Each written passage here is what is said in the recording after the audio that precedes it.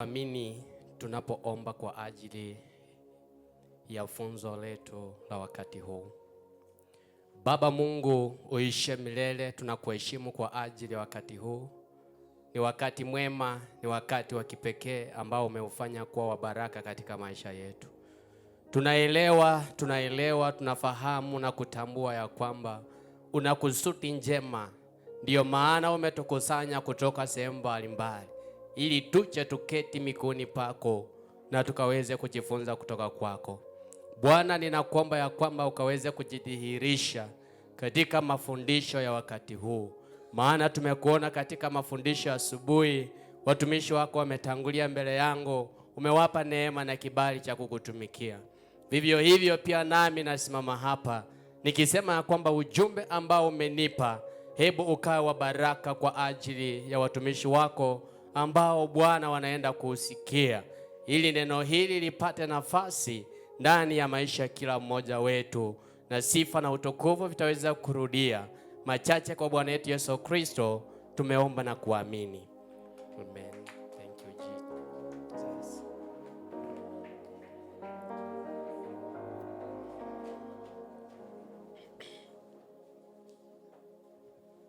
Bwana Yesu asifiwe. Jina langu ninaitwa Apostle Moses Masinde.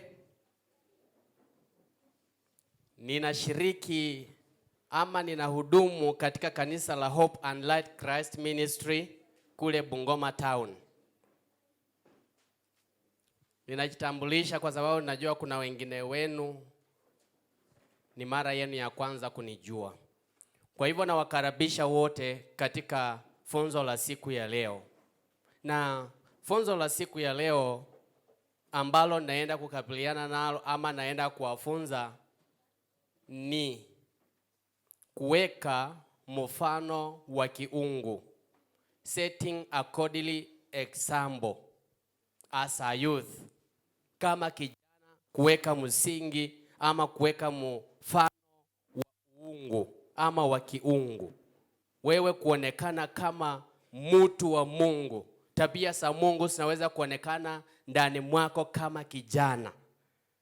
Na kabla sijaanza, ningelipenda turejelee pale katika dhimu yetu ambayo ni kitabu cha barua ya Timotheo ya kwanza, mlango wake ukiwa wa 4 mstari mdogo wa 12.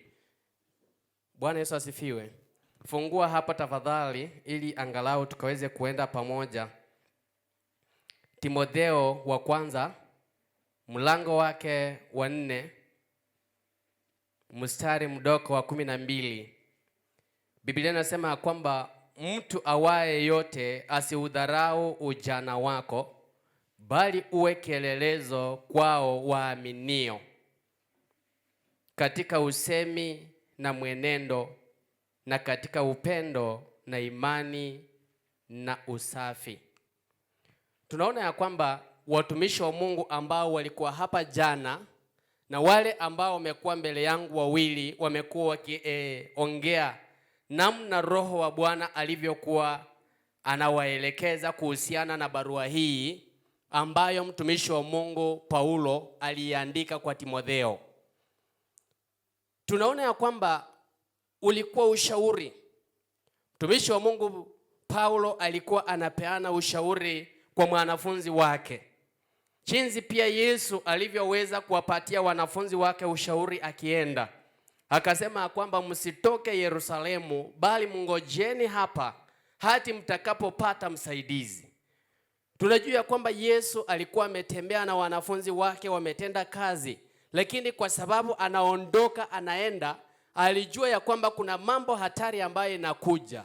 Kwa hivyo ikabidi kuambia kwamba ngojeni katika Yerusalemu, maana mtaweza kupokea msaidizi, ndipo muende mkatende kazi. Kwa hivyo tunaona ya kwamba hapa pia Timotheo, mtumishi wa Mungu Paulo alikuwa anamwandaa. Ni kwa sababu alijua ya kwamba hatakuwa pamoja na yeye wakati wote. Na kwa hivyo wakati wamekuwa pamoja wakipita mahali, mtu akimwangalia Timotheo hata kama ni mtoto, akiona Paulo anajua ya kwamba huyu kijana ako chini ya mtumishi wa Mungu ambaye ni Paulo. Na kwa hivyo imefika mahali anampatia ushauri namna anavyostahili kuenenda katika ulimwengu, anavyostahili kuenenda katika jamii, katika kazi ya Bwana. Akawa anamwambia ya kwamba mtu yeyote asiweze kuudharau ujana wako. Hizi ni changamoto ambazo mtumishi wa Mungu Paulo alikuwa amesiona katika maisha yake. Maana tuna watu wengi ambao wanaangalia vijana kuwa watu ambao hawastahili na hata kuhubiri Injili. Anapojiangalia miaka yake na kukuangalia wewe, anakuambia kwamba wewe kijana, kuja hapa. Wewe unazaliwa mwaka gani? Unamwambia kwamba nazaliwa 1990, anasema wewe kaa chini. Mimi niliokoka 1946. Wewe ulikuwa wapi? Kwa hivyo tulikuwa na dhuluma kama hizo ambazo zilikuweko, lakini inatakikana ukaweze kujua ya kwamba licha ya kuwa itakuja njiani, lakini ni lazima ukaweze kusimama, ukaweze kukua msafi, msafi wa moyo, msafi wa mwili, msafi katika mawazo yako, katika mwenendo wako, ukaweze kuwa mtu mwenye upendo, mtu mwenye imani, ukaweze kuwa mtu safi, ili ya kwamba ukaweze kumpendeza Mungu. Kwa hivyo na furaha tele kwa sababu tunaendelea kukumbushana, tukiona ya kwamba neno la Mungu likaweze kukua ngao katika maisha yako. Unapopita mahali mtu akuangalie jicho ambalo sio mzuri, usiweze kuacha njia ya Kristo. Jua ya kwamba ni njia ambayo wengi waliipitia. Changamoto siko, lakini inabidi tukaweze kujifunza kushinda changamoto. Maana changamoto ni lazima zitakuja kwa njia zetu kama wa Kristo. Kwa hivyo nataka kuingia katika funzo la siku ya leo.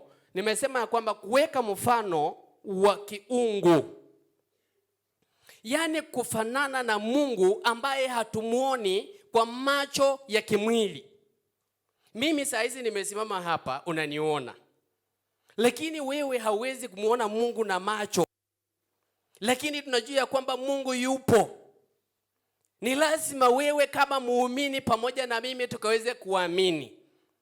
Unatakikana ukuwe mfano ama kielelezo kwa watu wengine ambao wanakuamini kama rafiki wao, watu wengine ambao wanakuangalia kama ndugu zako na dada zako ambao bado hawajamjua Mungu, ili wao wakaweze kufuata wewe. Na wakati wanakufuata, unatakikana ukawaelekeze mahali palipo pazuri. Maana kiongozi ni lazima ukuwe unajua mahali ambako unaelekea. Na kuna mambo mengi ambayo unatakana ukuwe tofauti na watu ambao unawaelekeza. Unaposikia kwamba huyu ni kiongozi, lazima kiongozi akuwe na imani ambayo inapita watu ambao anawaongoza. Maana wewe unawaonyesha njia ambayo hawajui. Unapofika mahali ambako wao wanaona ya kwamba hapa mahali hatuwezi kupita, ni lazima wewe ukuwe wa kwanza kuwatia moyo na ukawaambia kwamba hapa tutapita. Mnapofika mahali ambako watu wamepoteza tumaini, kama kiongozi ni lazima ukuwe mstari wa kwanza kabisa kuwapa tumaini katika maisha yao. Kwa hivyo katika safari hii ya kuwa kiongozi ama kielelezo katika mambo ya Mungu ama katika uungu, katika dunia hii ambayo tunaishi, watu wakuone kama kweli wewe ni mwana wa Mungu, unafanana na Mungu. Yaani tabia zako ni sawasawa na tabia za Yesu Kristo. Wakati Yesu alikuwa na wanafunzi wake hapa duniani, walitembea pamoja wakitenda kazi. Na wakati Yesu alikuwa anasulubishwa, tunaona ya kwamba watu wakaangalia wanafunzi wake na wakamuuliza Petero ya kwamba wewe pia ni mwanafunzi wa Yesu. Maana waliangalia kutembea kwa Petero, kusungumuza kwake, wakaangalia jinsi anavyofanya mambo yake, wakajua ya kwamba huyu mtu na huyu Yesu hakuna utofauti. Kwa hivyo tunaona ya kwamba wewe na mimi, ili tuwe mfano bora, ili wewe na mimi tuwe kielelezo, ni lazima tukaweze kujua ya kwamba tunahitaji vitu kadhaa katika maisha yetu kama wacha Mungu. Kama vijana, ni lazima tukaweze kukua kielelezo. Ninaanza kwa kusema ya kwamba Mungu ni roho. Tunakubaliana wote ya kwamba Mungu ni roho. Mungu ni roho. Unapoangalia katika kitabu cha 1 Corinthians, fungua nami pale. 2 Corinthians chapter 3 verse 17. 2 Corinthians 3:17. Biblia inasema kwamba Bwana ndiye roho, walakini alipo roho wa Bwana hapo ndipo penye uhuru. Kuna mtu amepata pale? Yes? Kuna mtu amepata hapo? Nani amepata hapo? Soma hapo tuone tafadhali hapo nyuma.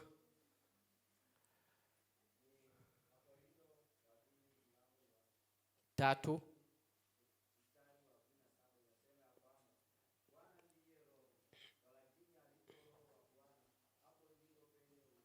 Amen. Thank you. Biblia inasema kwamba Bwana ndiye roho, walakini alipo roho wa Bwana hapo ndipo penye uhuru. Kwa hivyo tunaona ya kwamba kama Bwana ni roho, Bwana anahitaji wale ambao wanataka kuongoza watu wake wakaweze kukua na roho wa Bwana ndani ya maisha yao. Maana ukikosa roho wa Bwana ndani mwako, wewe utakuwa tu kama mkepe. Utakuwa tu mwili tupu. Na mwili hauwezi kuelewa mambo ya rohoni. Lakini roho anaelewa mambo ya rohoni na pia anaelewa mambo ya mwilini. Kwa hivyo tunaona ya kwamba ni muhimu sana kwetu kama viongozi, kama vijana ambao tunataka kuwa kielelezo. Ni lazima tutambue ya kwamba Mungu ni roho. Na kama Mungu ni roho, inatupasa tukaweze kuchaswa na roho wa Bwana. Maana roho wa Bwana akiwa ndani mwetu, yeye atatusaidia. Ninataka kuthibitisha katika andiko, katika Agano la Kale, kwenye kitabu cha Hesabu, mlango wa 11, mstari mdogo wa 17. Nimesema in the book of Numbers, kwa wale ambao wako na Biblia za Kiingereza. In the book of Numbers chapter number 11 verse 17. Kwa Kiswahili ni Hesabu. Biblia inasema kwamba nami nitashuka niseme nawe huko, nami nitatwaa sehemu ya roho iliyo juu yako na kuiweka juu yao, nao watachukua mzigo wa watu hawa pamoja nawe, ili usiuchukue wewe peke yako. Mungu alikuwa ananena na mtumishi wake Musa. Wakati alikuwa ameona ya kwamba watu ambao mtumishi wa Mungu Musa alikuwa anawaongoza, idadi yao iliendelea kuongezeka. Namna tumeona ya kwamba mtumishi wa Mungu ametufanyia hapa hesabu ya kwamba hesabu ya Wakristo inazidishwa, si ndio? Inazidishwa. Ilianza 12, ikakuja ikafika ngapi? 70 ama 72, ikatoka hapo ikaingia 120, ikatoka hapo ikaingia 3,000. From 3,000 to 5,000. From there uncountable. Bwana Yesu asifiwe. Kwa hivyo tunaona ya kwamba roho wa Bwana alikuwa juu ya mtumishi wa Mungu Musa. Na Musa alikuwa anatenda kazi nyingi ambayo hangeweza peke yake. Ikabidi akaweze kuchukua wapendwa wengine ambao Mungu alikuwa ameweza kumupa ushauri ya kwamba wachukue watu wengine, ili nitaweza kuchukua roho aliye juu yako na kuweka juu yao. Baadhi ya roho iliyo juu yako na kuiweka juu yao, nao watasaidiana na wewe katika kazi. Kwa hivyo unaona ya kwamba kijana ambaye anataka kukua, ambaye anataka kuelekeza wenzake, ni lazima akuwe tayari kupokea roho wa Bwana. Maana bila roho wa Bwana hautaweza kuwasaidia watu wa Mungu namna iwezekanavyo. Maana hao watu wana matatizo ambayo hayahitaji fedha. Hao watu ambao unaongoza wana matatizo ambayo matatizo mengine hayahitaji mashamba. Wako na mashamba, wako na fedha, wako na elimu, lakini wana matatizo ambayo yanahitaji roho wa Bwana. Na kwa hivyo unaona ya kwamba roho wa Bwana akiwa ndani mwako, tatizo lolote linalokuja njiani utaweza kukabiliana nalo na Bwana atakupa ushindi. Tunaona ya kwamba hawa wapendwa ambao mtumishi wa Mungu Musa aliweza kuwateua, aliwaita majina, naye akaenda mbele za Bwana kwenye hema. Lakini kuna wapendwa wawili walibaki kule hemani. Hawakuenda, walibaki kwenye kambi. Hawakuenda kwenye hema la Mungu. Maana walikuwa hawana tumaini ya kwamba wanaweza kuwa viongozi. Vivyo hivyo kuna vijana wengine Mungu anataka kuwatumia lakini hawako tayari. Wanasema mambo ya semina mimi siko. Wanasema mambo ya ushirika wa vijana mimi siko. Yaani wanajitoa, lakini Mungu amekuweka kwenye orodha yake. Hawa wapendwa ambao walibaki kule kambini, pia tunaona ya kwamba kwa sababu walikuwa miongoni mwa watu ambao walikuwa wamechakuliwa, pia walipokea Roho wa Bwana juu yao, nao wakaanza kutabiri. Tunaona faida ya kwanza ya watu kupokea Roho wa Bwana ndani mwao kama viongozi. Utaona mambo ambayo watu wenye unawaongoza hawezi kuyaona. Yaani kiongozi lazima uone mbali. Mungu anakuonyesha mambo yaliyo ya siri, mambo ambayo yamejificha kupitia kwa Roho wake.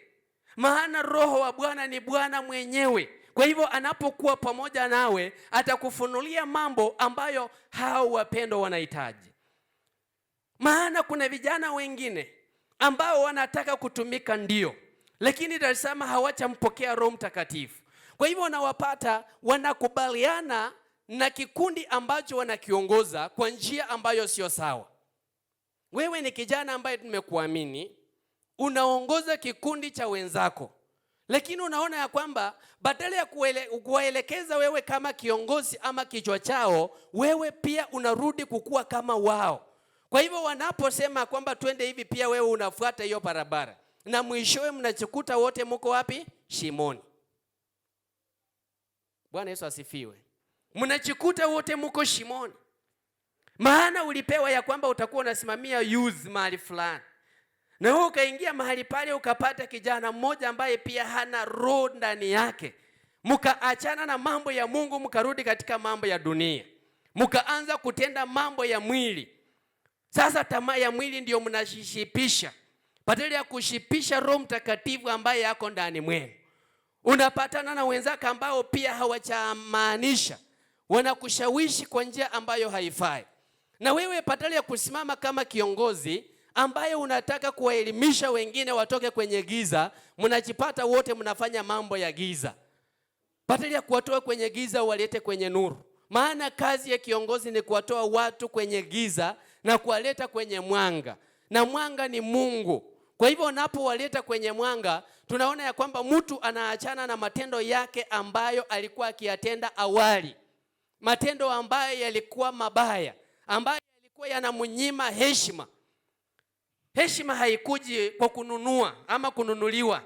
Hawezi kuwa na pesa za kutosha useme ya kwamba acha niende dukani nikanunue sukari, nikanunue nyama, nikanunue mkate, alafu pia ninunue heshima nikuje nayo. Heshima inatokana na matendo yako unayoyafanya. Watu ambao unaishi nao wanakujua. Kama wewe ni mtu unayekimbia usiku, watu ambao unaishi nao wanakujua. Na kwa hivyo unaona ya kwamba kama unataka heshima, ni lazima ukaweza kutafuta namna ya kutokana na mambo machafu ambayo yameweza kukufuatilia kila wakati, ili ya kwamba ukatoke kwenye hiyo miteko. Maana unaweza kuwa kiongozi ndio, lakini unaona ya kwamba kukunywa pombe sio dhambi, lakini wewe ni kiongozi. Kwa hivyo watu wanapoona ya kwamba huyu kiongozi wetu anakunywa pombe, huyu utaenda huko mwambia kwamba achana na pombe. Kwanza wataanza kukukashifu, wataanza kukukecheli. Wakikuona wanajua tu ya kwamba huyu ni mfuasi wetu. Wewe unafanya usinzi, unafanya mambo ambayo hayafai, lakini unataka kukua kiongozi. Kwa hivyo unaona ya kwamba kama unataka kukua kiongozi, ni lazima ukaweze kumkubali Roho wa Bwana akaweze kukuongoza. Maana anapokuongoza mambo yanakuwa sawa sawa. Tunapoangalia pale tu katika Numbers, hiyo kitabu ya Hesabu 11:26, mstari wa 26. Biblia inasema kwamba lakini watu wawili walisalia kambini. Jina la mmoja aliitwa Elidadi na jina la wapili aliitwa Medadi. Na roho ile ikawashukia, nao walikuwa miongoni mwao walioandikwa, lakini walikuwa hawakutoka kwenda hemani, nao wakatabiri kambini. Hawa ni wapendwa ambao nimetangulia kuongelea. Walikuwa miongoni mwa watu ambao wamehesabiwa kuwa viongozi, lakini wana shingo ngumu. Anasema ya kwamba bado nataka kuvunja mifupa kama ningali na meno. Ninataka nikwambie ya kwamba meno ambayo nayaona ya kwamba yanaweza kuvunja mifupa hayatakusaidia. Maana hayo meno yatavunjika na ule mvupa utabaki mahali pale. Watu ambao hawako tayari kuenenda na wito wa Bwana. Mungu amewaita lakini wanasema kwamba acha nisome nimalize kwanza. Endelea kusoma ukiwa unamtumikia Mungu. Endelea kuishi kama kijana ukiwa unamtumainia Mungu. Maana wewe Mungu amekuchagua katika familia yenu. Mungu amekuchagua katika kanisa lenu. Mungu amekuchagua katika jamii yenu. Anataka ukaweze kuwa kielelezo njema. Kwa wale watoto ambao wako shuleni, hawamjui Mungu, wanatoka kwa familia tofauti. Usiwe miongoni mwa hao wapendwa ambao walikataa kwenda wapi? Hemani. Maana Mungu alikuwa akuje pale hemani ili akaweze kuwachaza na roho. Lakini kwa sababu walikuwa wamebaki huko na watu wengine wanasema kwamba hata mimi sifai kuwa kiongozi. Lakini tazama, Mungu ni mwingi wa rehema. Biblia inasema kwamba walipokuwa kule kambini walipokea roho nao wakaanza kutabiri. Bwana Yesu asifiwe. Kama Mungu amekuandalia kitu atakupatia. Kwa hivyo ni jukumu lako wewe na mimi ukaweze kujua namna ya kuenenda katika mapenzi ya Mungu. Maana licha ya kuwa hao walikuwa wamekaa kambini ndio, lakini naona ya kwamba wakati hao wenye walikuwa hemani mwa Bwana pamoja na mtumishi wa Mungu Musa walipokea roho na hawa pia wakapokea huko roho. Kwa hivyo naona ya kwamba roho ndiye msaidizi. Wewe hautaweza kushinda uchawi. Hautaweza kushinda laana kwa nguvu zako, kwa elimu ambayo uko nayo, kwa fedha na dhahabu ambazo uko nazo. Unahitaji msaidizi ili akaweze kukushindia vita, na msaidizi ni Roho Mtakatifu. Maana Roho akiwa juu yako, tunaona ya kwamba mambo ambayo yataonekana kuwa magumu kwako kama mwanadamu, Roho atainua viwango vyake. Malaika wa Bwana watainua viwango vyao, nao wataweza kukuja kwa ajili ya ukombozi wako. Kwa hivyo naona ya kwamba kama kiongozi ninaendelea kusisitiza kwa kusema ya kwamba ni muhimu sana kupokea roho. Maana Mungu mwenyewe ni roho, na kwa hivyo Mungu anapokuwa ndani mwetu, bila shaka tutaweza kuwa na roho, na roho ataweza kutusaidia. Atatupigania. Jamii zetu zitaokolewa. Wewe unatakana usimame katika pengo kwa ajili ya jamii yako. Hata kama itachukua muda mrefu, lakini baadaye jamii ikaweze kuokolewa kupitia kwa wokovu ambao Bwana amekupa, kupitia kwa elimu ambayo Mungu amekuwezesha. Leo hii wewe ni mwanafunzi katika chuo kikuu mahali. Wewe ni mwanafunzi katika shule ya kiufundi mahali, kama vile hapa Kisiwa Technical. Ninajua tuko hapa na wanafunzi wa katika shule za kiufundi na vyuo vikuu, wanafunzi katika shule za kimsingi na hata shule za upili. Wewe saisi macho ya wengi yako juu yako. Wanataka wakuone ukiwa kielelezo katika jamii. Lakini unaona mtu ametoka tu shuleni vizuri, anarudi kwa community ama kwa jamii, tena anaanza kulewa. Anaanza kukatia watoto wa primary. Na ni mtu ambaye amesoma tu vizuri. Wewe umepoteza mwelekeo. Mtu ambaye roho wa Bwana yuko ndani mwake hawezi kufanya hivyo vitu.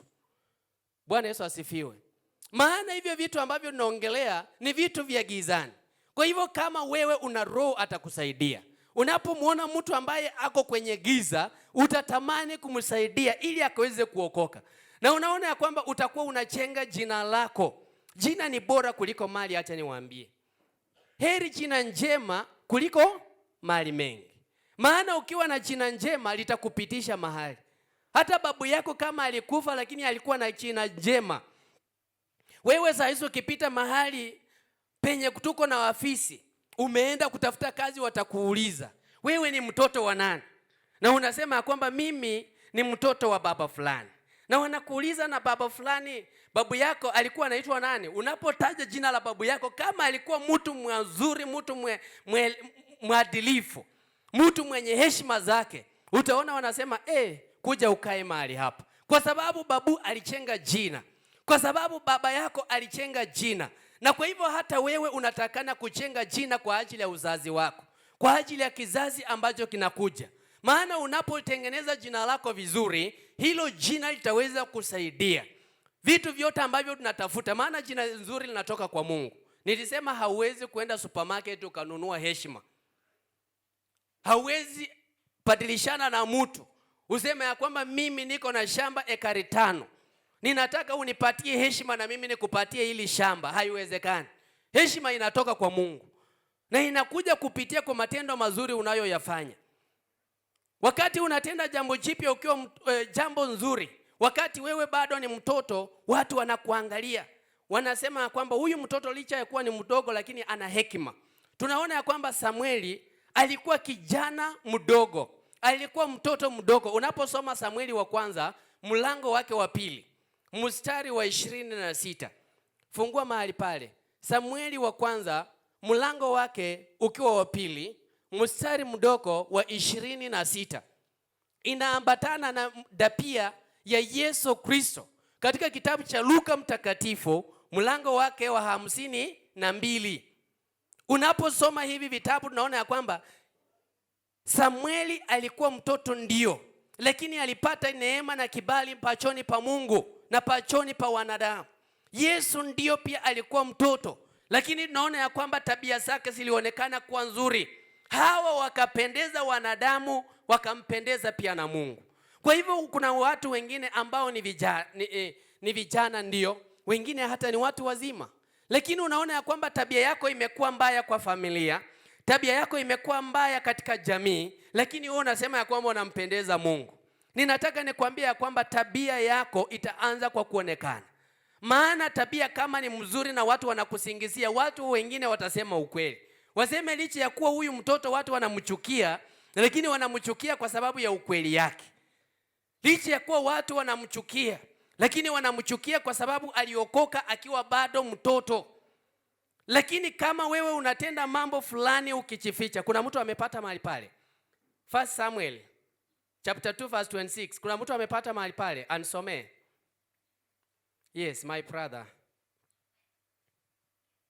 Samueli wa kwanza mlango wa 2 mstari wa 26 inasema, na yule mtoto Samueli akasiti kuwa akapata kibali kwa Bwana na kwa watu pia. Na yule mtoto Samueli, si ndio? Naam. Nisomee Luka 2:52.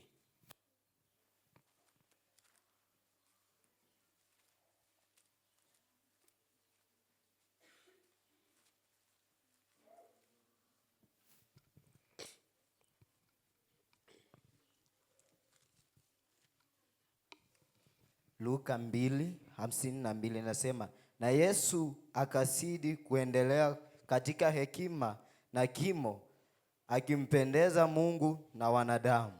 Amen. Ubarikiwe sana my brother. Amen. Yeye ni msomaji mzuri sana. Bwana Yesu asifiwe. Biblia inaongelea juu ya mtoto Samueli. Haijasema ya kwamba naye kijana Samueli, inasema ya kwamba mtoto Samueli. Sisi kwa lugha ya Wabukusu tunasemanga kwamba enula yama ngana. Yaani kama kitu kitakuwa kizuri na kiangalia kutokea chini. Siye tunangojea tu kesho na unakuja kuona ya kwamba kitu ni kizuri. Ukiona vyaelea ujue ya kwamba vimefanya nini? Vimeundwa. Na kwa hivyo unaona ya kwamba mtoto Samueli alianza kwa kujulikana wakati alikuwa bado mtoto.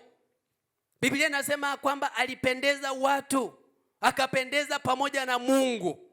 Kwa hivyo unaona ya kwamba wewe unaishi na watu, lakini wewe mahali penye unapita, wewe kwa sababu ni kiongozi unataka kila mtu akujue ya kwamba wewe ni kiongozi. Unapopita mahali penye watu wako unataka hata kuchapa mtu kofi kwa sababu wewe ni kiongozi. Ninataka nikwambie kwamba kuna kitu umekosa katika uongozi wako. Kitu ambacho kinakupatia kiburi ni nini? Maana ninajua ya kwamba wakati Mungu anakuinua, iwe kielimu, iwe kifedha, iwe kiafya, iwe kimapato, ni lazima wakati unainuliwa na Mungu, wewe unaendelea kufanya nini? Kupungua. Yaani unaendelea kukua mtu wa kuvunjika na kunyenyekea. Mtu anaweza kuona kuwa mtu mjinga, lakini wewe sio mjinga. Maana unaweza kukosea mtoto na tena unarudi kwa mtoto kumwambia pole nimekukosea. Hiyo haimaanishi kwamba wewe ni mchinga. Watu wengi wanachukulianga kama, yani anaona ni kama, watu wanaona ni kama yani yeye anajipendekeza kwa huyo mtoto. Ninataka nikwambie kwamba sio kujipendekeza. Hiyo ni roho ya Bwana inayokuwezesha. Maana inatufanya tunatengeneza uhusiano wewe kama kiongozi na watu ambao unawaongoza. Maana kuna viongozi wengine ambao hawana Roho Mtakatifu ndani yao. Akiongoza watoto wasichana, anawafanya wote kuwa wasichana, kuwa marafiki zake. Yaani anawabadilisha, badala ya kukuwa wafuasi waende katika njia ya Kristo, yeye anawafanya kuwa wake wao. Na kwa hivyo unaona ya kwamba tabia kama hiyo haiwezi kukuwezesha hata kupita kwa boma la jirani yako. Maana ukipita wataanza kutaka kujua mtoto fulani kwa hili boma ako wapi. Wanaanza kuita mtoto jina. Maana wanajua ya kwamba huyu kijana venye amepita hapa, tumeona hali sio mzuri. Kwa sababu mtu anatumia mamlaka ambayo ako nayo. Mtu ako kwa ofisi. Wewe kijana wetu tumekuaminia, umesoma vizuri. Umepepa stakabadhi zako, umeenda kama pale kwa kaunti kwenda kutafuta kazi. Lakini umefika hapo umepata mtu ambaye hana Roho Mtakatifu. Lakini kwa sababu ako kwa ofisi, anakuambia ndio nikupatie kazi, lazima ukaweze kukubali tuende na wewe Kisumu. Tutakuwa na mkutano wakubwa kule Kisumu na mimi nitakupepa kwa gari langu, nitaenda pamoja na wewe. Na wewe unaona ya kwamba umefaulu. Utapata kazi na pia utapata ukimwi na itakuua. Heri huyo mtu kama hataki kukuajiri kazi, abaki na hiyo kazi yake. Maana hiyo ofisi atakuwa hapo milele, lakini wewe baki na utu wa Mungu. Maana huo utu wa Mungu utaweza kupitisha mahali pengine. Lakini unapokubaliana na mambo ambayo inapita, ninataka nikwambia kwamba Roho wa Bwana akikosa kuwa juu yako, utakuwa taabani. Lakini heri ukuwe na Roho wa Bwana juu yako, maana vitu vingine vyote vitafanya nini? Vitakufuata.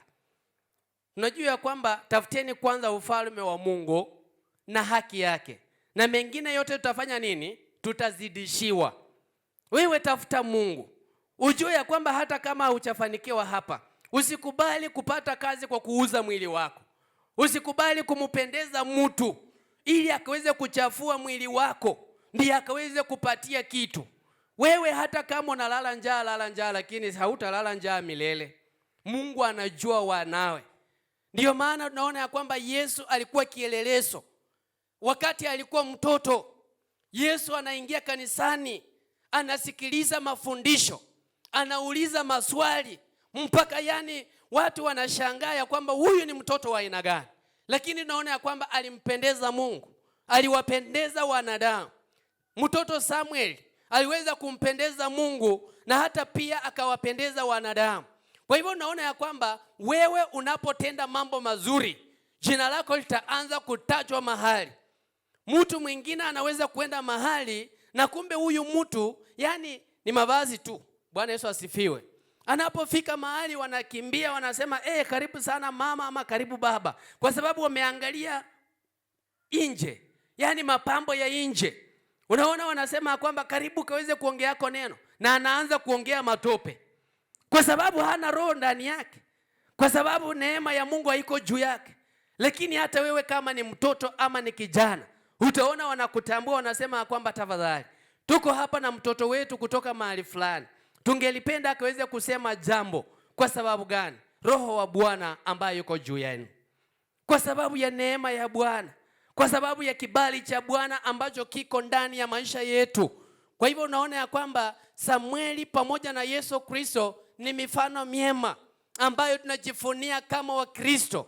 Waliweza kukua watoto, Samueli na Yeremia alikuwa kijana, lakini walitenda mambo mazuri.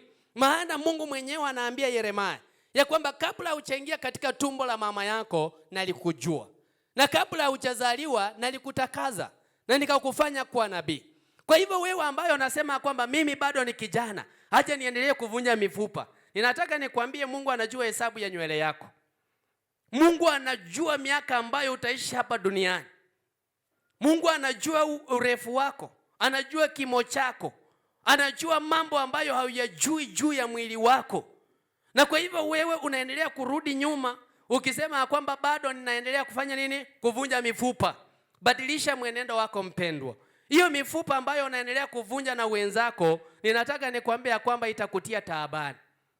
Lakini ukiwa kielelezo njema katika jamii, ninataka nikwambie kwamba wewe utatuzwa. Wewe utapata thawabu. Wewe utaweza kufarijika. Wewe utaweza kuheshimishwa. Ni kwa sababu wewe ulitembea katika uvumilivu. Umekuwa kielelezo njema katika familia. Yaani mtoto ambaye ukipita mahali hata baba yake akikufuata, akikuja mahali penye huko, akifika tu huko wanamutengea kiti kwa haraka. Ni kwa sababu ya heshima yako wewe mwenyewe. Unaweza kufanya familia ambayo iko kwenye giza ikaweze kutoka mahali pale. Lakini sasa kama watu wamepotea, na wewe ambaye tumekuchagua kama kiongozi, ama mimi ambaye Mungu amenipa neema kama kiongozi ya kusaidia familia yangu, pia mimi nikipotea, ninaona ya kwamba mimi ndiye nitaweza kupepa damu ya hao watu wengine. Maana mimi nilijua ukweli wala si kuambia ukweli. Mimi nilijua njia nami nikaiacha njia. Kwa hivyo inatupasa kama wana wa Mungu tukaweze kujihoji, tukaweze kuelewa, tukaweze kuomba ya kwamba Mungu akaweze kutusaidia ili tukaweze kupata roho ndani ya maisha yetu. Na huyu roho ataweza kutusaidia. Bwana asifiwe. Tunapoangalia katika hiki tu kitabu cha Hesabu tu hapo 27:18, unaweza kuandika Numbers chapter number 27 verse 18. Bwana akamwambia Musa, mtwae Yoshua mwana wa Nuni, mtu mwenye roho ndani yake, ukamwekee mkono wako. Huyu ni Mungu alikuwa anaongea na mtumishi wake Yoshua, Musa, juu ya Joshua. Maana tunaona ya kwamba wewe kama kiongozi, wakati mtumishi wa Mungu alikuwa anaongea maneno mahali hapa, ilikaa kufanana. Nikashukuru Mungu, nikaona kumbe Roho ana sababu ya kutaka tukaweze kujifunza mambo haya. Na kwa hivyo naona ya kwamba kama mtumishi wa Mungu ametengenezea ujumbe Bungoma, mwingine ametengenezea Eldoret, mimi nimetengenezea hapa, tunapokuja pamoja tunaona ya kwamba ujumbe yetu iko sawa sawa. Kumaanisha Mungu ana sababu. Anajaribu kusisitiza ili neno lake likapate nafasi ndani yako. Joshua alikuwa mwana wa Nuni na mtumishi wa Mungu Musa alikuwa ambaye ndiye kiongozi aliyeteuliwa ili akaweze kuokoa wana wa Israeli kutoka nchi ya utumwa. Lakini tunaona ya kwamba licha kuwa Joshua alikuwa anatembea na mtumishi wa Mungu Musa, lakini bado Joshua hakuwa na roho wa Mungu juu yake. Ndiyo maana Mungu akamwambia Musa ya kwamba weka mkono wako juu ya Joshua mwana wa Nuni, naye roho aliyo juu yako atakuwa juu yake. Maana Joshua anakuja kufanya nini? Kuchukua mamlaka. Anakuja kuchukua uongozi. Wewe kama kijana ambaye uko kwa kanisa lakini hauna msimamo, na ni wakati ambapo unatakana kuchukua mandol, unatakana kuchukua mamlaka, ukaweze kuongoza watu. Wanatakana wakuonyeshe mahali pa kujenga, waseme ya kwamba wewe enda uchenge mahali fulani, lakini bado hauonyeshi ya kwamba uko tayari kutenda kazi ya Mungu. Kwa hivyo tunaona ya kwamba wakati unaonyesha kwamba hauko tayari kutenda kazi ya Mungu, wewe utaweza kufanya nini? Kupotoka. Lakini kama uko imara, utapokea Roho Mtakatifu kutoka kwa mtumishi wa Mungu ambaye ako mbele yako. Na huyu mtumishi wa Mungu atakapokuwekea mkono, tunaona ya kwamba Roho wa Bwana ataweza kusaidia. Na kama huduma tutaweza kuendelea mbele. Na ninajua kama huduma tuko tunaenda mbele. Bwana Yesu asifiwe. Kama huduma tunaenda wapi? Mbele. Kama vijana tunaenda wapi? Mbele. Maana tutakubali wale mbweha wadogo waharibuo misabibu wakaweza kufanya nini? Tukawakusanye pamoja. Wakusanyeni wale mbweha wadogo wanaoharibu misabibu. Wewe ni msabibu wa Bwana. Kwa hivyo kama wewe ni msabibu wa Bwana, haustahili kuharibiwa na mbweha wadogo. Mbweha wadogo ni watu ambao wamekataa kumpokea Kristo ndani ya maisha yao. Hata ukiwahubiria Injili, wao wanaamini ya kwamba Yesu hayuko, wanaamini Mungu hayuko. Ndio maana mtumishi wa Mungu Daudi Anaongea katika kitabu cha Zaburi ya kwamba mjinga ndiye husema moyoni mwake ya kwamba hayupo Mungu. Mtu mjinga alisema moyoni mwake, ama mtu mpumbavu. Nafikiria mtu ambaye anaenda kumhubiria injili na anakuambia tu kwa kutamka, anasema wewe unachoka tu na hii mambo ya wokovu, Mungu hayuko. Huyu atakuwa mpumbavu kiasi gani? Maana mtu ambaye anasema tu ndani ya moyo wake hachatamka, Biblia inamtaja kuwa mtu mpumbavu. Kwa hivyo hao ni mbweha wadogo.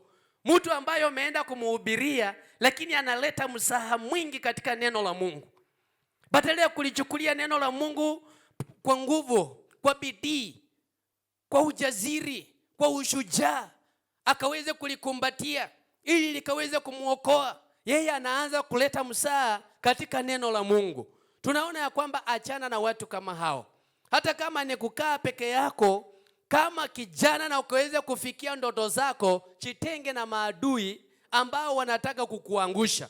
Maana ufanisi wako utaweza kukuweka juu. Lakini wakati umeanguka, for example, wale ambao wako shuleni wanasoma, mtu kiachia njiani hawatasema kwamba alikuanga mwerefu, tunampatia tu A lakini alifika form 3. Hapana. Watasema tu ya kwamba alishindwa masomo. Na kama wewe ulishindwa masomo na ulikuanga mwerefu, wewe ndiye utakayefanya nini? Jutia. Lakini kama umeng'ang'ana, watu wamekutusi majina, maana wewe saizi watu wakijua ya kwamba umechill, wanasema abstinence, si ndio? Unapo abstain kutokana na ngono za mapema, yani umechill, umeachana na mambo ambayo watu wanakimbilia, utaona wanakupatika majina. Huyu sijui alifanya namna gani, huyu sijui alifanya namna gani, huyu sijui yako na shida gani, huyu hata hatufai sisi. Kubali wa kuita hayo majina kwa muda mfupi, Mungu atakuosha yale matope yote kwa wakati mmoja, na utukufu wa Bwana utaweza kumrudia, kuliko kukubaliana na wanadamu ambao wameshindwa. Unajua rafiki yako anaposhindwa, ni wachache ambao wanataka rafiki ambaye anaendelea akaweze kufanikiwa ili akuja wasaidie. Lakini majority akiona yeye ameshindwa, anataka na wewe pia ushindwe na yeye. Ndio maana unaona wewe unasoma vizuri unaendelea, lakini anataka kushika kupeleka kwa simba ya kijana fulani. Wakati wewe anasema wewe nipeleke tu, mimi naenda kuona rafiki yangu, kumbe ameleta tena kijana mwingine huko. Mnapofika huko naona wanataka ukulazimisha kwa mambo ambayo hayuko tayari. Jitenge na marafiki kama hao, ukaweze kufunika macho yako kwa muda mfupi. Lakini baada ya kufuzu, baada ya kumaliza masomo yako, utakuwa kielelezo. Hata serikali itakutafuta. Watasema tuko na venye mtumishi wa Mungu amekuwa akishuhudia hapa mambo ya kule West Pokot, ya kwamba msichana anaenda kusomea udaktari. Huyo msichana sasa amekuwa kielelezo. Kila mtu katika jamii hiyo sasa anataka kujua huyu msichana ni nani, maana ameweza kuvunja rekodi. Kwa hivyo najua ya kwamba Roho wa Bwana anapokuwa pamoja nasi atatusaidia, nasi tutaweza kushinda majaribu mengi ambayo yanakuja njiani mwetu, nasi tutakuwa zaidi ya washindi. Tuangalie katika kitabu cha Kumbukumbu la Torati 34 mstari mdogo wa 9. Deuteronomy chapter number 34 verse 9. Biblia inasema ya kwamba na Yoshua mwana wa Nuni alikuwa amejaa roho ya hekima, maana Musa alikuwa amemwekea mikono yake juu yake. Wana wa Israeli wakamsikiliza, wakafanya kama Bwana alivyomwamuru Musa. Tunaona ya kwamba mtumishi wa Mungu Joshua aliweza kupata roho juu yake kwa sababu aliwekea mikono na mtu ambaye amejazwa na Roho Mtakatifu. Na wakati umejazwa na Roho Mtakatifu ama Roho wa Mungu anapokuwa ndani mwako, ninataka nikwambia kwamba hautalazimisha watu kukusikiza.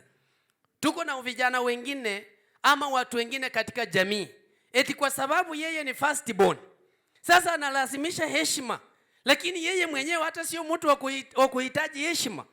Wewe umejiharibia heshima yako, lakini unalazimisha wadogo wako wakaweze kukuheshimisha. Unasema kwamba kwani hamunitambui wakati nimefika mahali hapa. Unataka mtoto akuone tu kwa geti huko nakuja na anaanza kukimbia mbia hata anguke tu. Lakini wewe umelewa sasa unacheza tu lipala yako hapo hivyo ukikuja kwa bomu. Hiyo sio heshima na hautapata heshima. Heshima itafute kwa njia ambayo inafaa. Kuwa mtu ambaye ni kielelezo njema. Wewe kama mzazi, mimi kama mzazi, sistahili kutenda mambo ambayo najua ya kwamba mtoto wangu anasoma mambo mabaya na ninalazimisha mtoto afanye mambo mazuri. Itatoka wapi? Lazima nikuwe kielelezo. Nikipata mtoto anafanya kitu ambacho sisi hatufanye kwa nyumba, na muuliza, hii ulitoa wapi? Maana sisi hapa hatulewi, wewe ulitoa wapi? Maana sisi hapa hatufanye hivi, wewe ulitoa wapi?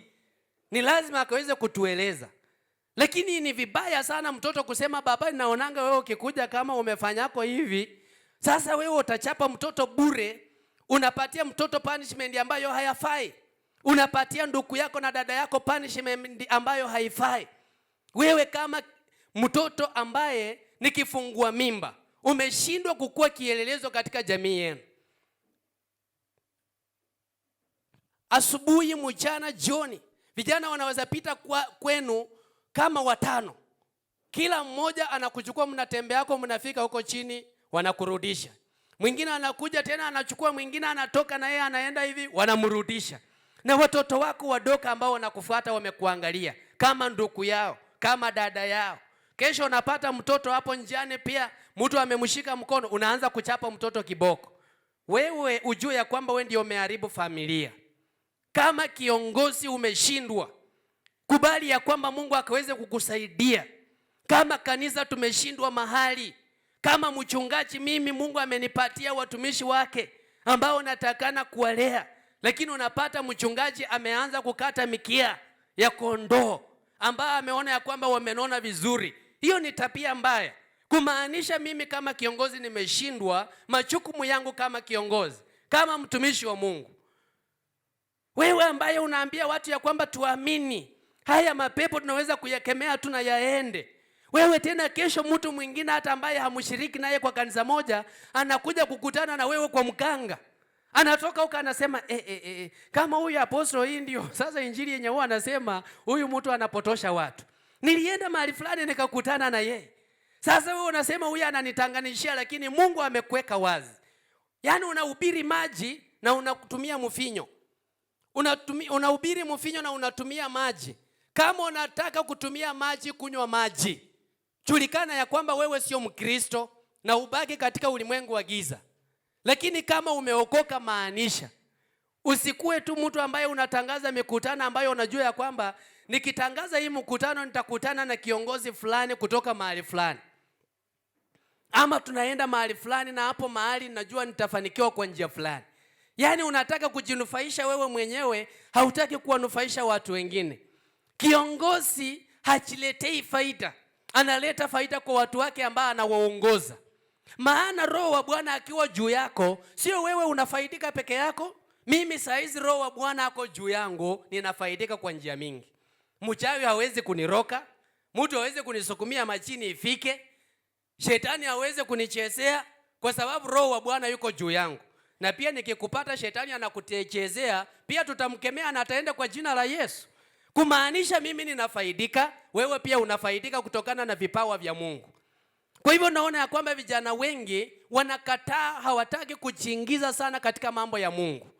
Yaani wanataka tu wakue fukufuku, sio baridi, sio moto. Yaani akienda kwa vijana wa Lingala, pia yeye unampata huko anacheza hiyo Lingala akiwa amefunika uso yake usiku. Akienda upande wa Mungu pia ako pale.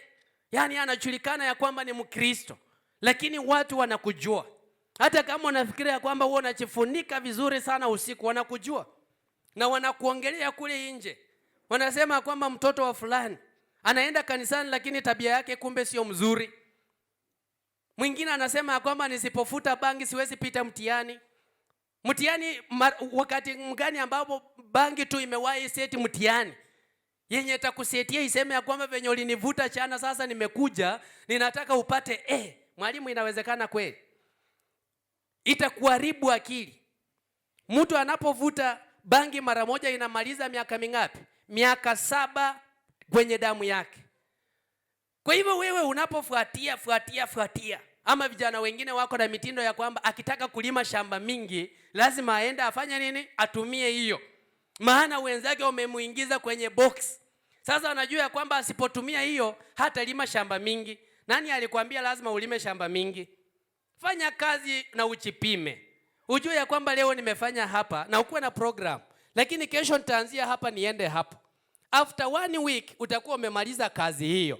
Maana saa hizi unalazimisha baada ya miaka 10 hivi mkongo imekataa. Maana ulikuwa umekatalia tu kuinama, yani bangi imekupeleka mahali pengine. Eti ndio upate appetite ya kukula lazima utumie hiyo kitu. Hiyo sio appetite mzuri. Kukula ugali karaya moja haimaanishi kwamba utapata afya. Bwana Yesu asifiwe. Afya inakuja kwa kubalance to diet. Unaweza patako kitu kidogo unatumia. Lakini sasa mtu amekutanganya akasema kwamba utalima shamba mingi na mtu akajipeleka mahali pale. Na huyo anakuja huko anasema anajifanyanga Mkristo, acha tuone.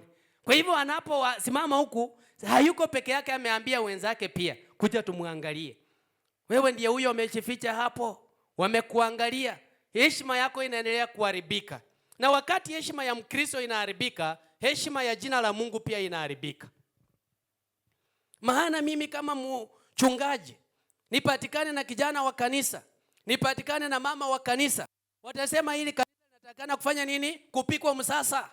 Taona serikali imetoka, magari inakimbia kwenda pale kanisani, wanataka wajue nini naendelea mahali pale.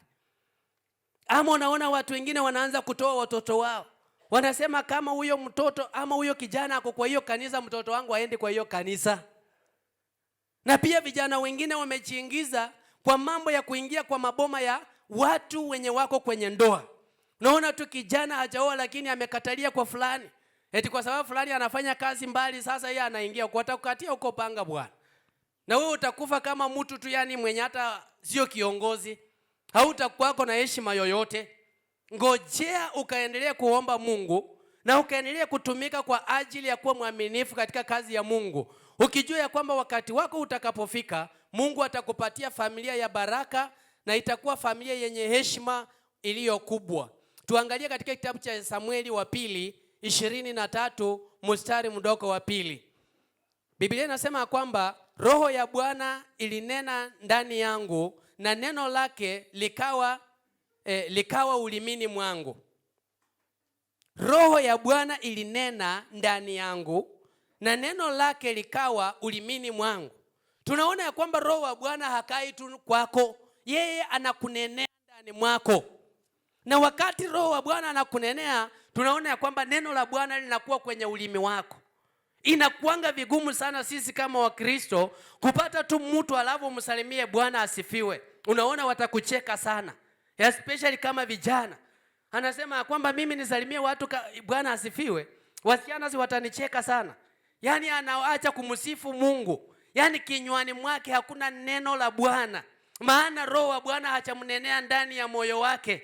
Lakini hapa mtumishi wa Mungu Samueli anasema kwamba Roho ya Bwana ilinena ndani yangu na neno lake likawa ulimini mwangu. Neno la Bwana litakaa katika ulimi wako kwa sababu ya neno ambalo umenenewa. Maneno ambayo haujanenewa na baba yako na mama yako. Maneno ambayo babu yako hajakunenea. Roho wa Bwana akikunenea utayatamka kwa ulimi wako. Na watu watabaki wakishangaa. Haya maneno yote huyu mtoto aliyajulia wapi? Kwa sababu Roho wa Bwana yuko juu yako. Bwana Yesu asifiwe. Roho wa Bwana atakusaidia. Atakuwezesha na atakusongesha katika kiwango kingine ambacho watu wengi watatamani. Tunapoangalia katika kitabu cha Wafalme wa pili, mlango wa 2 mstari wa 9. 2 Kings chapter number 2 verses 9. Hata ikawa walipokwisha kuvuka, Eliya akamwambia Elisha, omba kwangu lolote utakalo nitakutendea kabla sijaondolewa kwako. Elisha akasema, naomba sehemu maratufu ya roho yako na iwe juu yangu. Hawa ni watumishi wa Mungu wawili wanaotembea pamoja. Eliya alikuwa nabii wa Mungu, mtumishi wa Mungu ambaye anatenda miujiza ya kushangaza. Lakini alikuwa na mdogo wake ambaye alikuwa Elisha. Wakati wanatembea pamoja wakitenda kazi ya Mungu, tunaona ya kwamba kumbe Elisha hakuwa amepokea roho. Vijana wengi wamepotoka. Ni kwa sababu wanaamua kukimbia mbio kabla ya wakati wao kufika. Yaani anataka kuwe mtu fulani, anataka kuwe katika cheo fulani, lakini kumbe bado wakati wake haujafika. Hapa tunaona ya kwamba Elisha alitembea na Eliya, lakini wakati ulifika, Elisha hakulazimisha Eliya. Akamwambia kwamba nataka roho yako maradufu. Eliya alimuuliza ya kwamba omba lolote utakalo nami nitakutendea. Kisha Elisha akamwambia kwamba bwana wangu, naomba ukanipe roho ukaweze nikapate roho yako maradufu mara mbili. Yaani kumaanisha licha ya kuwa Eliya alikuwa nabii wa Mungu mkubwa, alikuwa akitenda kazi kubwa, lakini mdogo wake kwa ajili ya uvumilivu anataka atende zaidi kuliko bwana wake. Vijana wetu kama tunataka kuwa viongozi, ni lazima tukaweze kujifunza kunyenyekea chini ya watumishi wa Mungu ambao Bwana ametupa, namna wanavyotuendeleza ama kutuongoza katika mambo yanayofaa na mambo yanayostahili. Elisha alipokea, maana aliomba, na huyu alikuwa amemwambia kwamba omba. Licha ya kuwa tunaona Biblia ina nukuu kwa kusema kwamba ndio umeomba kitu kigumu, lakini wakampatia condition ya kwamba iwapo utaniona nikienda utapokea ule roho, kama utaniona nikifanya nini, nikitwaliwa. Maana tuko na watumishi wa Mungu kwenye Biblia ambao hawakuonja mauti, si ndio? Nimeuliza swali. Tuko na watumishi wa Mungu kwenye Biblia ambao hawakuwahi onja mauti, si ndio? Mtu anaweza kunitajia yako mmoja? No. Pepa mkono mahali penye huko. Yes my friend.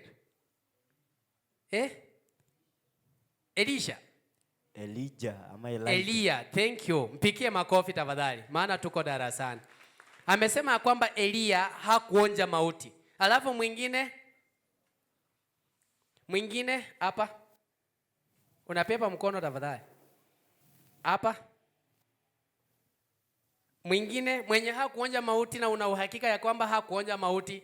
Mwingine kwenye Biblia, iwe kwa Agano Jipya ama kwa Agano la Kale. Yes. Nani mwingine?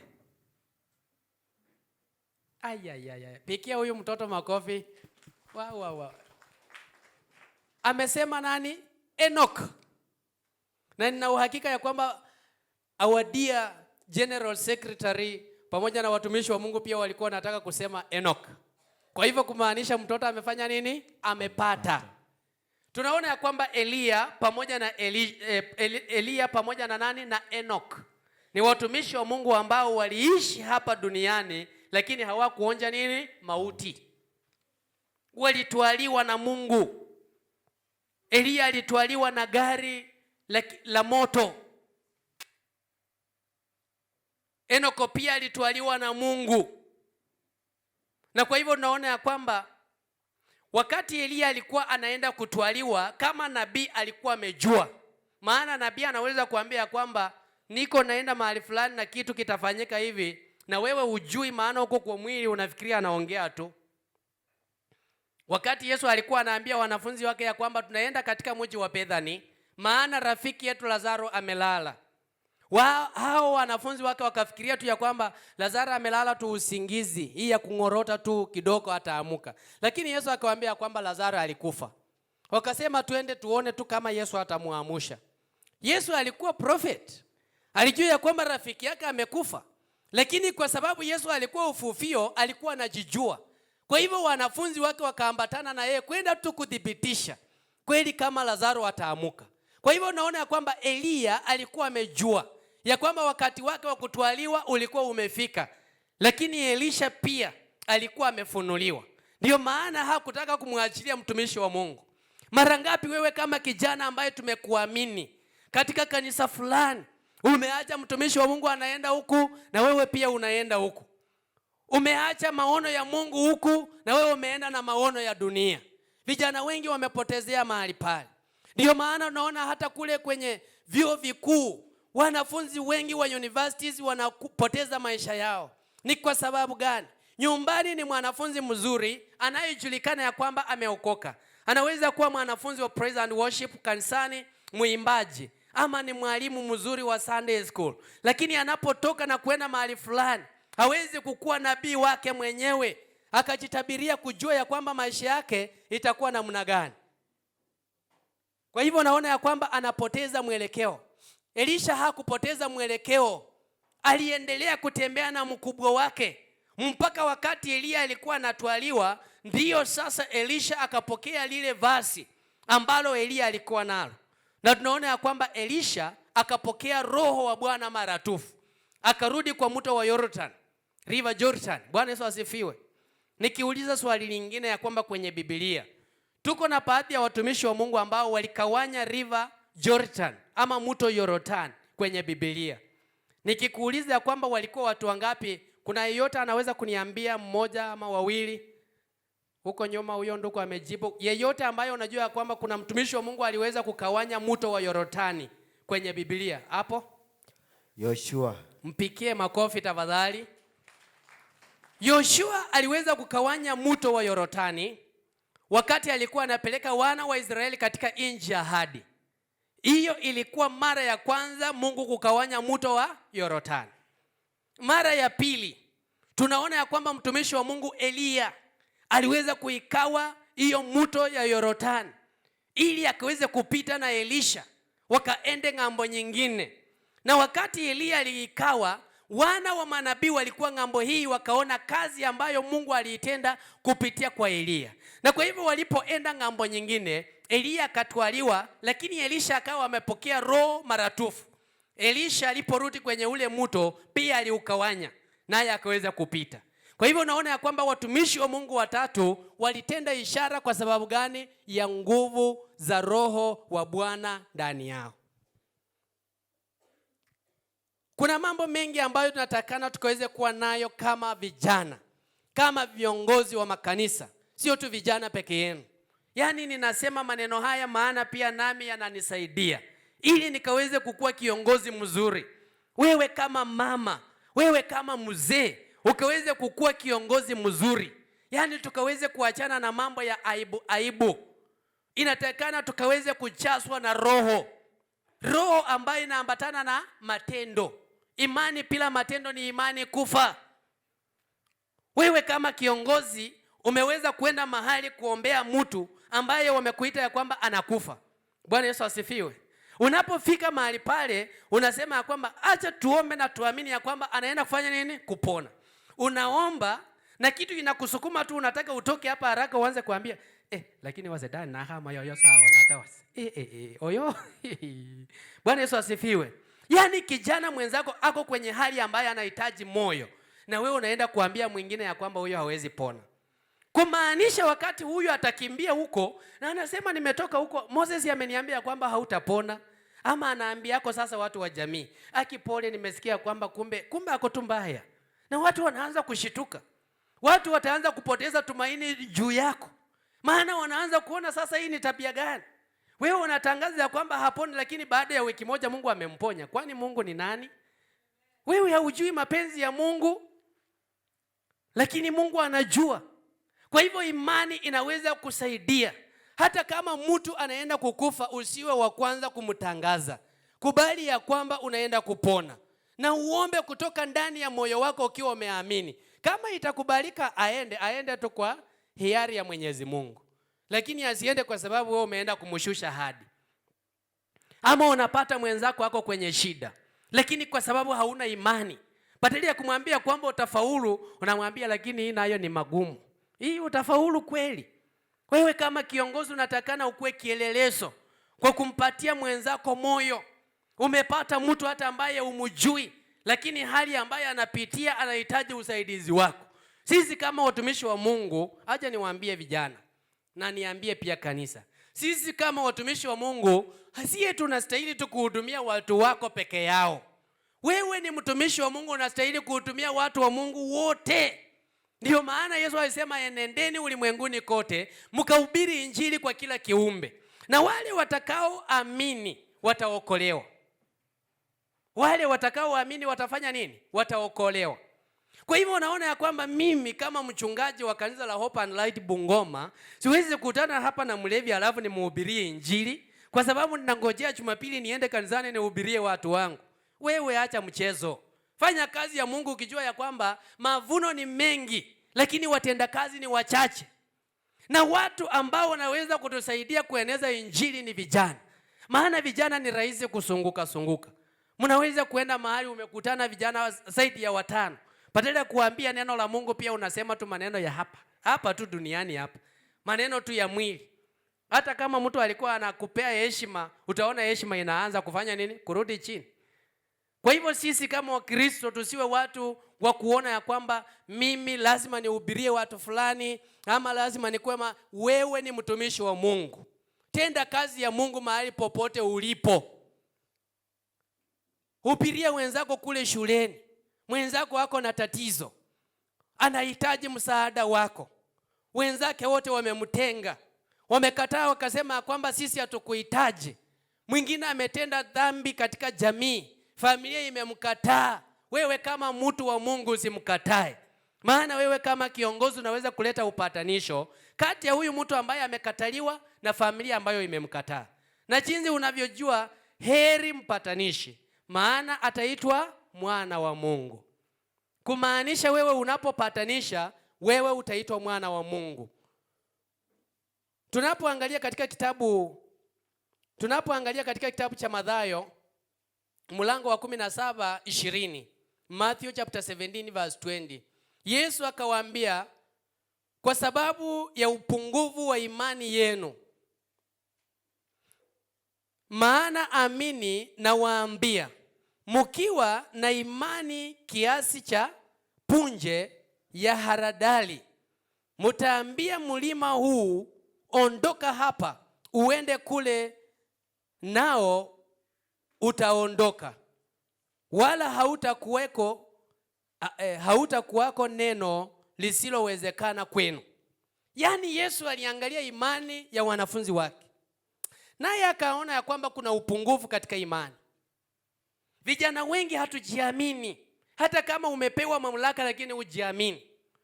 Yaani unaona ya kwamba mtumishi wa Mungu amekuangalia na Roho wa Mungu amemuonyesha ya kwamba huyu kijana nikimweka katika section hii ya mitambo, yeye ataweza kufanya vizuri. Ama huyu naye nikimweka upande huu ataweza kufanya kazi vizuri. Lakini kwa sababu ya kutokuwa na imani ndani yako na ndani ya Mungu, unaanza kutapatapa katika kazi yako. Unaanza kuona ya kwamba wewe haufai. Hauweza kuchakuliwa kwa kazi ya Mungu kwa sababu ya elimu. Ulichakuliwa kwa sababu ya neema ya Mungu ambaye ameiweka juu yako. Kwa hivyo jipe imani. Wewe unaweza kuhamisha milima. Umeweza kupata mwenzako hata kwenye tatizo, mkaweza kumwambia kwamba ninajua tatizo hili, Mungu anaenda kulitatua. Bwana Yesu asifiwe. Useme ya kwamba hii shida hii nayo imekuwa ngumu. Mimi niko na rafiki yangu mchungaji ambaye nilikuwa ninampenda sana, lakini si wa huduma yetu. Tulikuwa tunapendana na yeye. Nilikuwa namheshimu sana. Yaani ninajua ya kwamba huyu ni mtumishi wa Mungu mkubwa. Lakini watumishi wa Mungu wazuri utawajua wakati uko na nini? Na shida. Ilikuwa mwaka 2014, nilikuwa na pikipiki mahali fulani na mimi nikapepa chini kwa pikipiki. Wakati sasa huyu mtumishi wa Mungu alisikia hiyo habari na tukakutana na yeye kule nje, akaniambia kwamba wewe pepa alikuonekania enda watafute mnyama alafu wakusaidie. Mimi nikamwangalia nikaona kumbe huwa napeana tu heshima kwa mavazi bwana. Ndani ya moyo wangu nikahisi ya kwamba kweli kumbe napeananga tu heshima kwa kitu ambacho hakiko. Yaani umepatikana huko kwenye shida, unahitaji tu rafiki wa kukusongea karibu, akwambia kwamba hii ugonjwa utapona.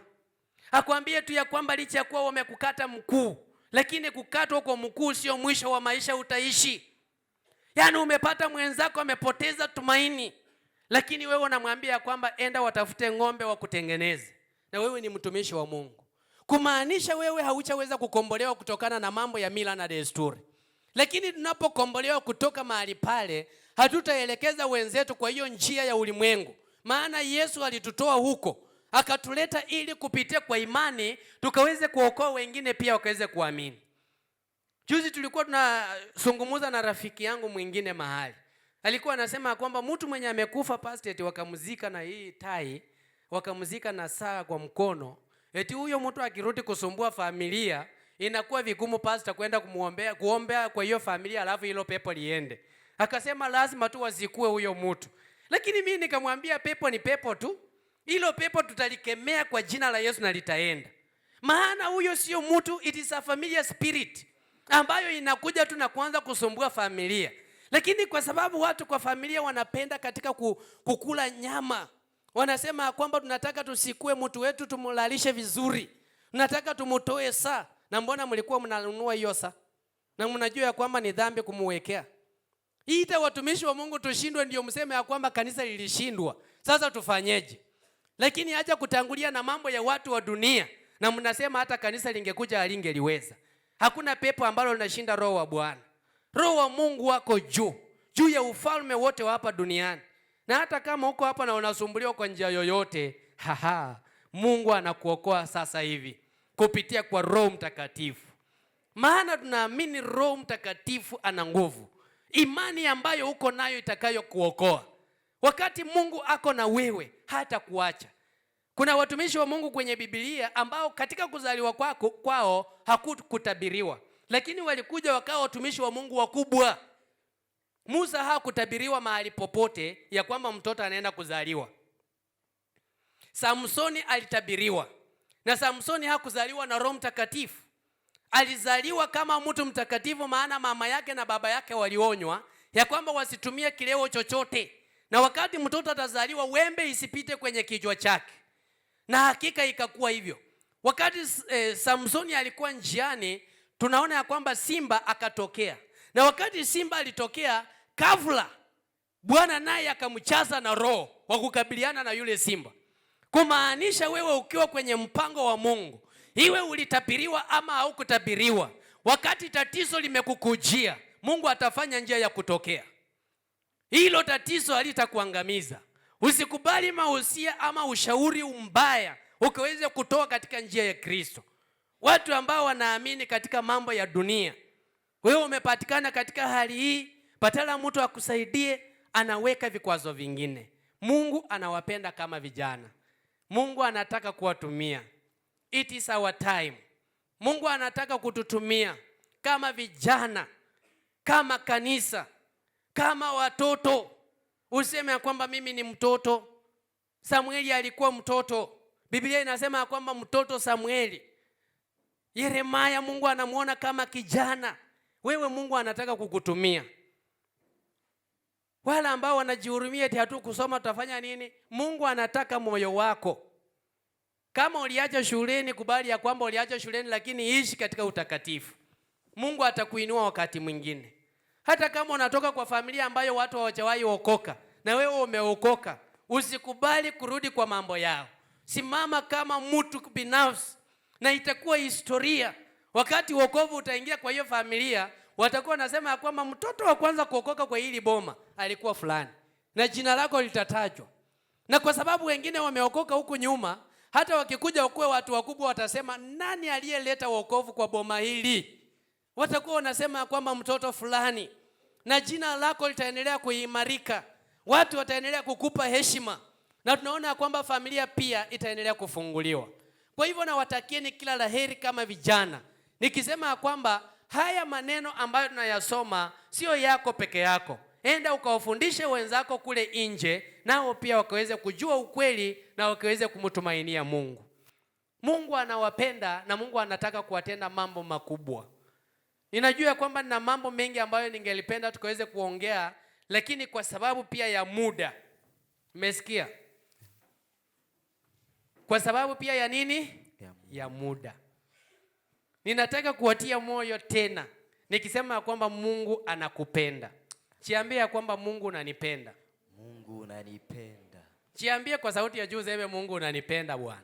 Mungu unanipenda. Ayaambie yako jirani yako ya kwamba Mungu anakupenda. Mungu anakupenda.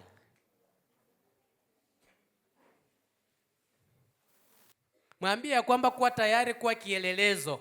Kuwa tayari kuwa kielelezo. Katika jamii, katika jamii, katika familia, katika familia, kule shuleni, kule shuleni, kanisani, kanisani, na kila mahali, na kila mahali.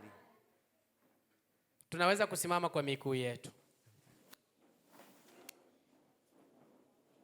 Tunaweza kusimama kwa miguu yetu. Ninajua ya kwamba Mungu anataka kuwatumia kwa njia iliyo speciali. Mungu ana sababu na maisha yako, ndiyo maana amekuleta kwenye warsha hii ili akaweze kuyachonga maisha yako mara tena. Ili unapotoka mahali hapa usiende mtu akaanza kukuangalia kichicho, akaanza kukufurudia chini. Jua ya kwamba uliitwa na Mungu. Simama kwa msimamo ule wa wokovu, ukaweza kutangaza habari za Yesu Kristo. Kwa hivyo kuna kitu ambacho unatamani ndani ya maisha yako. Huenda imani yako huwa inakuwa hafifu wakati umepata tatizo, ama kuna njia ambayo huwa unaendea ambayo umeiona ya kwamba kumbe sio mzuri. Unataka kumwambia Mungu ili akaweze kukurejesha katika njia yake mahali fulani, ili unapotoka mahali hapa uende na ukue kielelezo kwa jamii yenu. Wale wazazi ambao walikulaani wakati mmoja, wakasema hata kama wewe mtoto unafanya hivyo, wewe sio mtoto wangu. Unapoenda kule wakaweze kunena baraka juu yako, na ninajua ya kwamba kwa Mungu yanawezekana. Tukaweza kupata wimbo wa kwenda mbele za Bwana kwa muda mfupi, na nitaruhusu kila mmoja kaweze kunena na Mungu wako, kamwambie jambo. Maana ninajua ya kwamba sio bure wapendwa.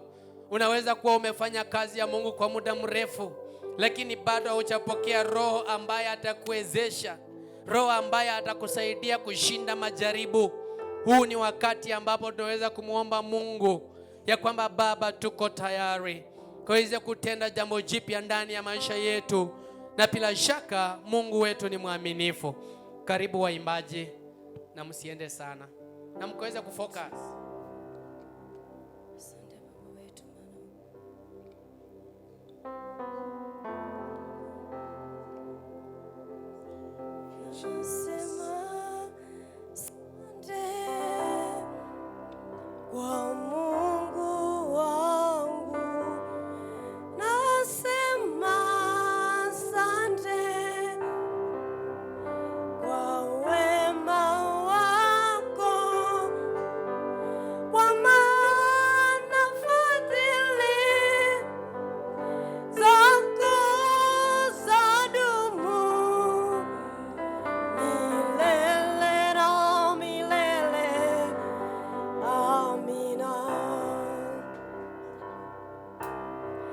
Nasema asante kwa Mungu wangu. Nasema asante kwa wema wako, kwa maana fadhili zako zadumu milele.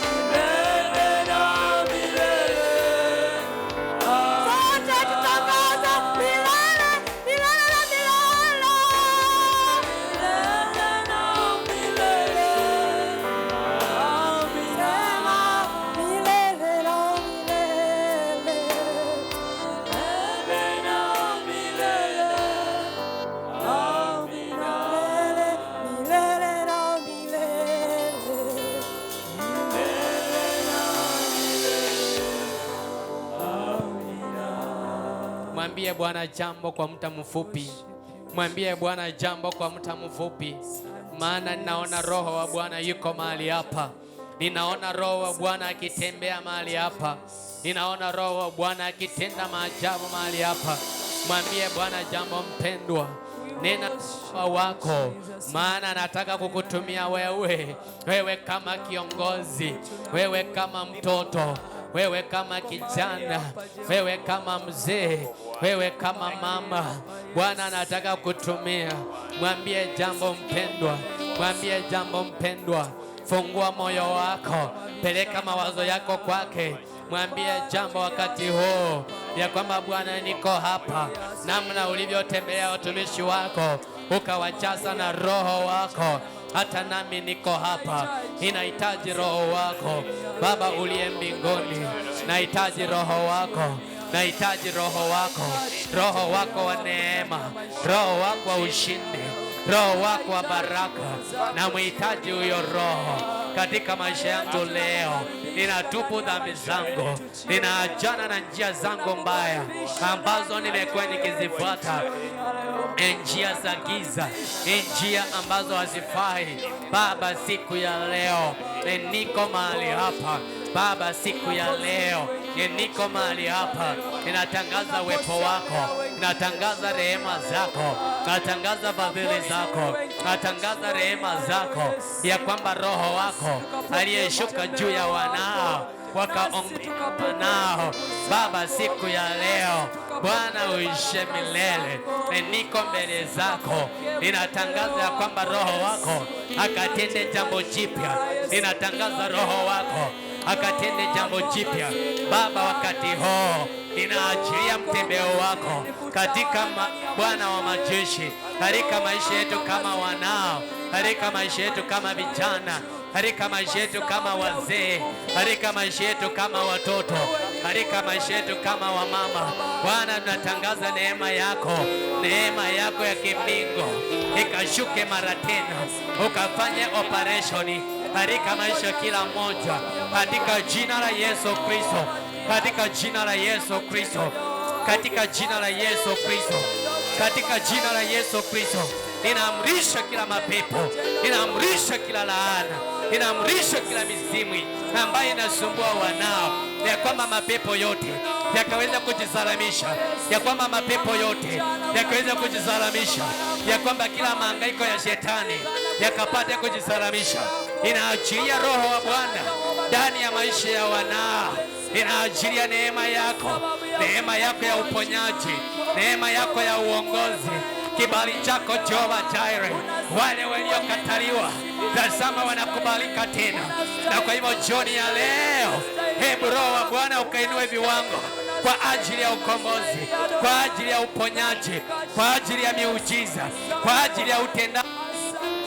Wakati huu Baba, tuko mbele zako, tunatangaza mtiririko wa Roho Mtakatifu, tunatangaza ukombozi wako, neema yako ya kimbingu, rehema zako zipitazo rehema zote katika maisha ya wanao, ya kwamba vifungo vyote vilivyokuwa vimetufunga Baba vinakatika, vifungo vya gereza vyote vinakatika, madhabahu ya shetani yanayoleta jamii nyuma, yanayoleta vijana nyuma, yanayoleta viongozi nyuma, yale madhabahu leo Baba tunayalemea katika madhabahu haya. Tunalemea madhabahu ya ulevi, madhabahu ya uzinzi, madhabahu ya ushirikina, madhabahu ya uchanja wa shetani, kila madhabahu ya uongo na utanganyifu.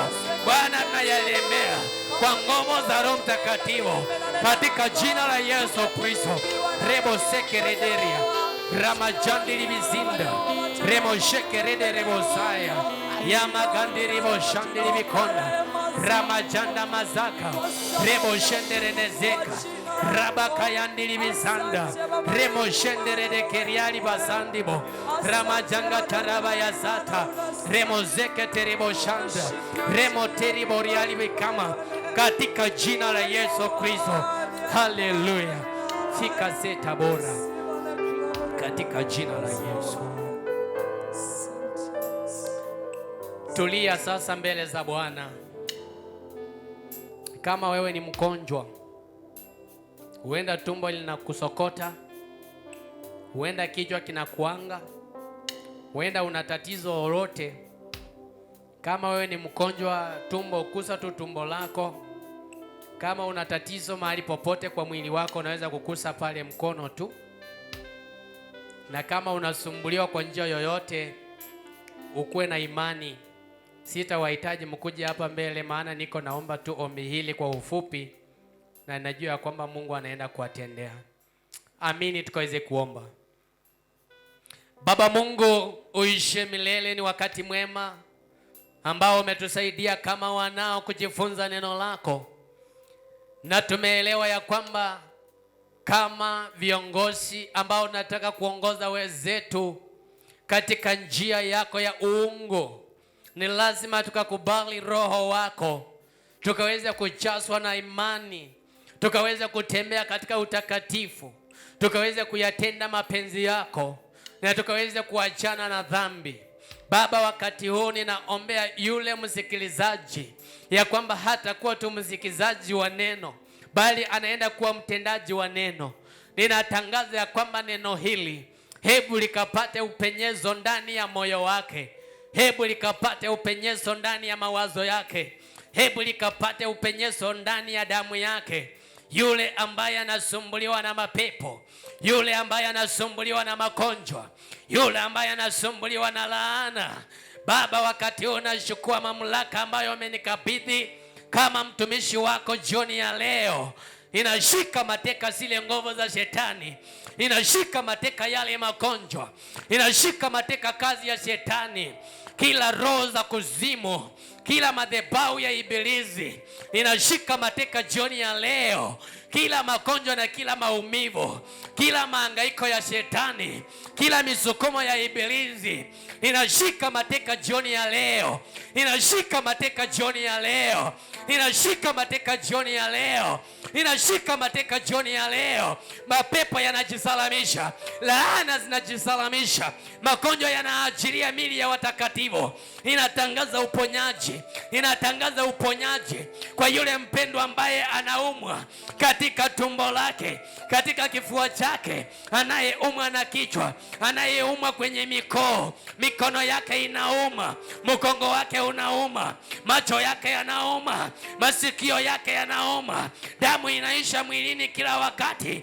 Baba, jioni ya leo, Baba, jioni ya leo inakataa mapepo ambayo inanyonya damu ya wanao katika jamii zetu, katika miili zetu, mahangaiko ya kila aina, mapepo ya viburi katika kazi yako Baba, na yakataa wakati huu, na yakemea yakapate kushindwa katika jina la Yesu Kristo. Wewe shetani ambaye unatokana na damu ya ukoo, mila na desturi, unayefuata wana wa Mungu, unayeleta majaribu ya kutaka kuangusha, jioni ya leo tumekuelewa shetani, na kwa hivyo tunafunga njia zako, tunafunga anga unalolitumia, ya kwamba magonjwa ambayo umeyatuma ndani ya maisha ya watakatifu wa Mungu, yale magonjwa jioni ya leo tunayalaani ya kwamba yanatoka. Haijalishi ni magonjwa ya aina gani, haijalishi ni mateso ya aina gani, lakini siku ya leo neno moja ambalo tunaliamini ya kwamba uponyaji unaingia. Roho wa Bwana shuka ukatawale, malaika wa Bwana shuka mkatawale. Tusamehe dhambi zetu, tuoshe na ukatutakaze. Tusaidie katika safari ya wokovu, tusaidie katika safari ya uongozi, ili tunapoongoza kanisa, ili tunapoongoza wenzetu, ili tunapoongoza jamii zetu, Bwana, tukakuone wewe. Asante maana umetenda. Sifa ni zako, utukufu ni wako, heshima na adama vyote vikaweza kukurudia. Na machache kwa Yesu Kristo tumeomba na kuamini. Amen. Amen. Amen. Bwana akaweze kuwabariki katika jina la Yesu Kristo, mkaweze kubarikiwa na mkuwe na jioni njema. Ningelipenda sana tukue pamoja nanyi katika revival jioni, lakini faulu. Tulikuwa tumesafiri kuelekea Nairobi, lakini Mungu ametusaidia tumefika hapa saa 8 ya usiku. Kwa hivyo ninataka tu niende kidogo, niende nipumzike, lakini Mungu akipenda kesho tutakuwa pamoja asubuhi na tutaweza kusoma pamoja. lakini mkuwe na jioni njema, mkuwe na usiku mwema. Mungu akaweze kuwabariki katika jina la Yesu.